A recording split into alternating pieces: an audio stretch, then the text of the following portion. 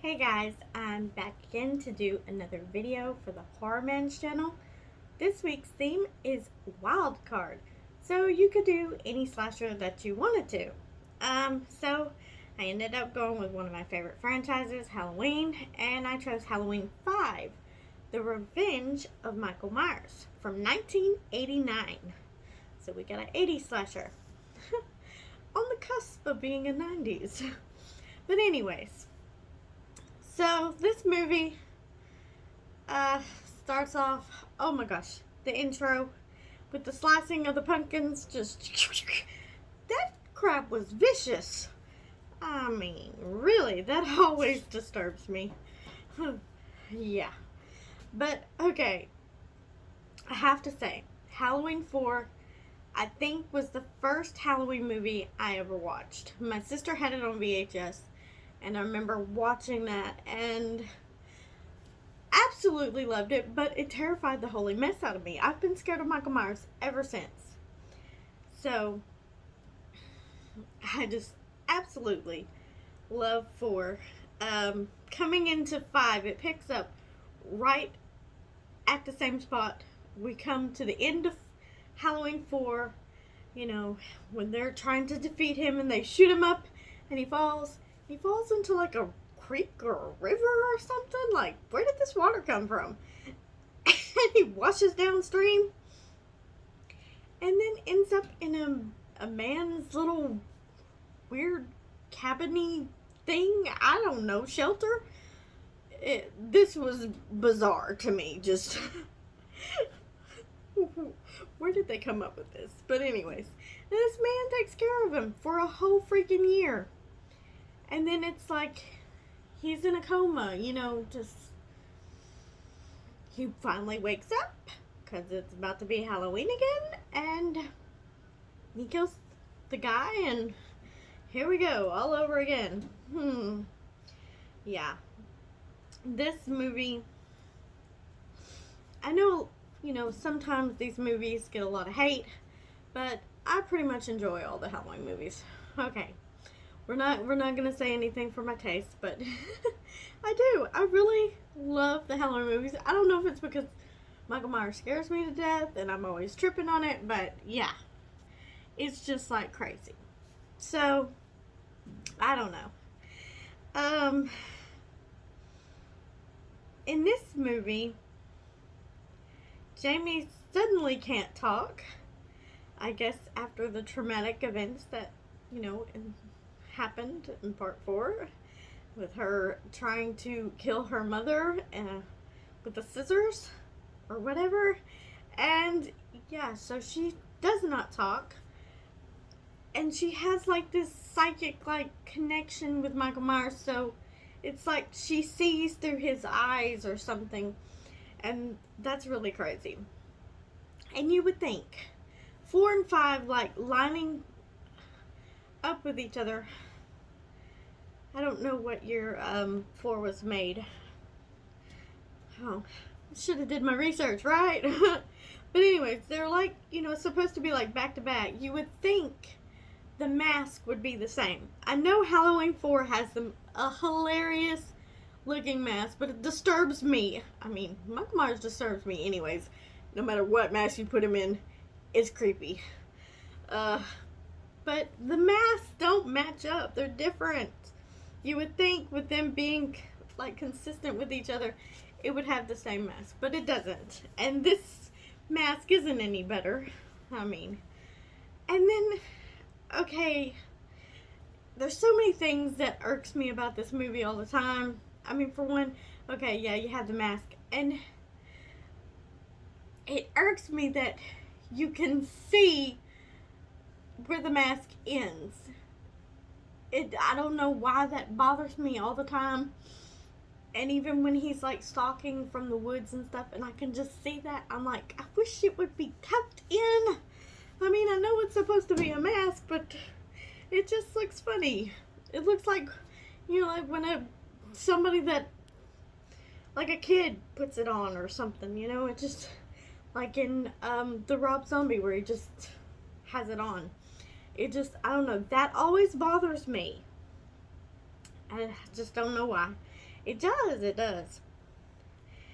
And what is up with the dumb, dopey, stupid cops? I mean, and they even have the little stupid music to go with it. I mean, that's funny and all, but it's weird that it's just like thrown in there, you know? I don't understand that. I mean, I like the cast. I mean, I like the cast of this movie. I hate that Ellie Cornell's character, Rachel, gets killed off in the beginning by a pair of scissors, no less, or whatever, to the neck. I mean, come on now. Couldn't she have lasted like halfway through or something? That was just... And then, I like Tina. She's a good character. I do like her. I mean, she's not Rachel, but I guess I can deal. And then, you know, I really, really love Danielle Harris in these movies playing Jamie. I mean, the emotion that she expresses in these movies, I mean, it is like, girl, you good, because she can be really scared, she can be crying, she can be, like, the part where Michael is in the car and hits the tree, and you hear the horn going off, so you're like, okay, he's dead, the horn's still going off, he's dead, and it's almost like, you know, she gets a little happy and she breathes a sigh of relief, but then the horn stops, and it's like, oh crap, he ain't dead no more. And she realizes this. I mean, it's just all the emotions that she puts into it. It's really awesome. I really love that. And we even have Sheriff Meeker back on this, though his part is not very, very big. I mean, and then, I don't know, he's just not on board with everything this time around, and I don't know. His character is a hindrance, I just really wanted him to be gung-ho, you know? But he's just not as much, and there's not in there as much. And of course, I love Donald Pleasance. Dr. Loomis, I mean, he gets right up in Michael's face, like, face to face, and almost like, yeah. Michael, just reach out and grab him. But, that's too close. To me, that's too close. Too close. This movie, I remember the first time I could not watch it. My sister rented it. And oh my gosh, I don't know, because part 4 was the first one I saw, and I just like, Michael scared the crap out of me. So part 5, I think I was too scared to watch it at first, and my sister had rented it, and I just couldn't do it. It was like probably late at night, and I just couldn't do it. It was dark. Like, no, I could watch this in the daytime. Michael scares me. So my sister was watching it, and I thought, okay, I'm gonna go to bed. I'm trying to go to bed, and all I can hear is this dadgum movie. It was so loud. I don't know how it didn't wake my mother up, but it was so loud and so scary. I could not know what was going on. I mean, now that I've watched it, you know, several times, and I know what's going on, but back then, had not seen it and wondering what is all the screaming about, the booming and the banging. I mean, especially close to the end of the movie when she's like in the laundry chute or whatever. That was so loud, and I remember being in my bed and just like, I was scared. It was scary. It sounded scary. I didn't know what was going on, but yeah. And that part still scares me. I mean, yeah, especially the whole end we're in the house.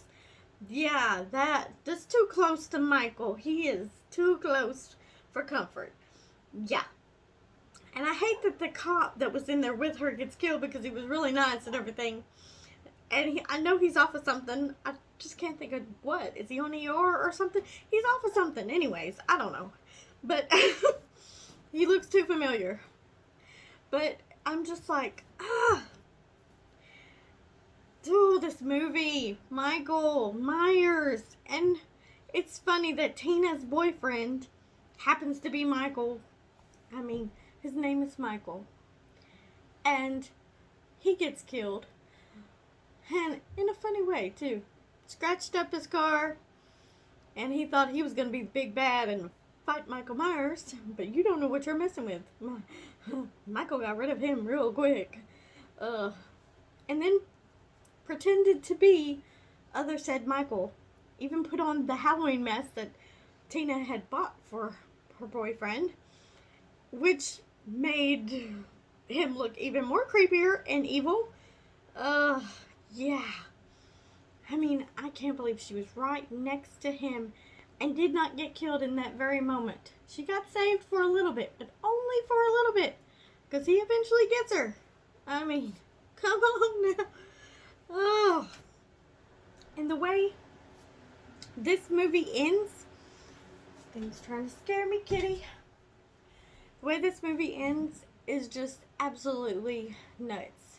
I mean, we have the whole time, you have this man in black that's walking around, and you're like thinking, who is this person? Who is this person? I didn't know what this story was going to evolve to. And you get to the end of the movie, the man in black shoots up the whole prison, the whole, like, police station. All the cops have been shot up and busts Michael out. And that's just nuts. I mean, where did this part of the story come from? It just, out of nowhere. I mean, the stories are constantly evolving and changing, and then you go, this is why I love this series. It's never the same, because you make a new movie, and you discard everything, and rewrite it, and it takes a new life of its own. But I know, you know, some parts of the story will eventually have to end. But in a way, I'm like, Michael will live on forever. I mean, there will always be new people to kill. I mean, what is that? I mean, maybe that's just his thing. I mean, I know he's always after a family member. But there can always be more family members down the line and down the line. Or he may just be a killer. Comes back on Halloween just to kill. Just to kill. I don't know. I mean, I love these movies, and I don't know what I will do without them when it's all over. I mean, I don't want it to be over. I mean, that is weird. I mean, I've loved every single one of them. Even some are, you know, better than others, but it's one of my favorite franchises, and you know, you can put them in a rate of how much you like this one to the least you like this one, but I'm still gonna say I like and love most of them. So I don't think I really have any hate for the Halloween series. Not really, but I mean, I don't want it to end. And well, we got 2 movies, and then that'll probably be it for at least Jamie Lee Curtis's character, which is, oh my word, kitty, what are you doing? Mommy is trying to make a video here, and you're trying to scare me to death. I just watched Michael Myers. But, and I'm, look, I guess I've rambled on enough. And have I really said anything? No, not really. But another thing that I like is when Jamie goes up to the, like, I guess you would call it the death room, where he's got it all set up and ready for her to even be in the death room, because he's got the little 9-year-old casket that he dug up from the graveyard, and I guess that's for her. But she finds Max, the dog. She finds the boyfriend. She finds Rachel, and which was sad. But I like the part where she says, "Uncle, Boogeyman, let me see." And then he takes off his mask, and you see that he's just human looking like everybody else. And he even has a tear coming in, but then I guess her trying to touch him was a mistake. Because then he backs up, gets all scared or mad or something, and puts his mask back on, and yeah, away we go again. And then Loomis had like this whole thing planned out to capture him, and ends up capturing him, and I think he suffers a heart attack or something, and it's just like,